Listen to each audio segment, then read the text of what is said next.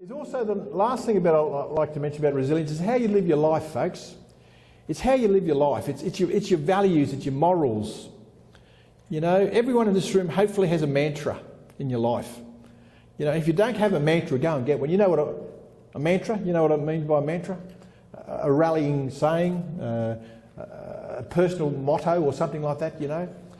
Have a mantra, you know. Commit yourself to developing good habits. Sleep, as I said, is the most important habit. What will happen, folks, is you go through a period of time in your life where you might not sleep for a couple of days, but if you're not sleeping for about 14 days in a row, or 14 days in a 21-day period, we need to talk. Because we know there's something going on in your life. And there's only one thing that's going to happen when you have poor sleep, folks, and that is some form of anxiety, depression, and maybe even some suicide, you know. So you've got to get about who, you've got to have that purpose. You've got to have good sleep. You've got to be surrounding yourself with God by good people. So thank you for listening to me. This is the most important calling I've ever been on, I think. I travel the world. I know this stuff saves lives.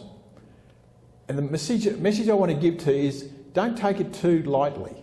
It's always a challenge, and especially in our game, it's always a challenge. There are more factors against you than there are for you.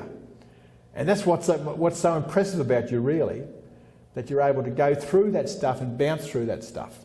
And the fact that you've been in the industry for this long would indicate to me that you do have that resilience, but you just have to remember how resilient you are.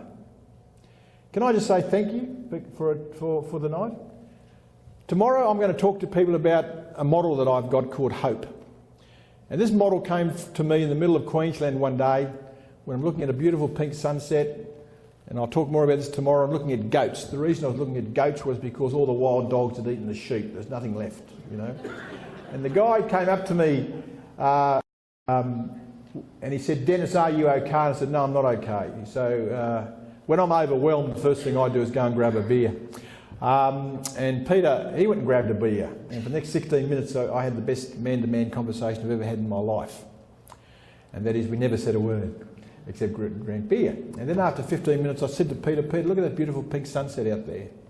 And Peter says, "Dennis, that's Cyclone Marcia, 8 hours that way towards the east coast, or we call them cyclones, you call them hurricanes.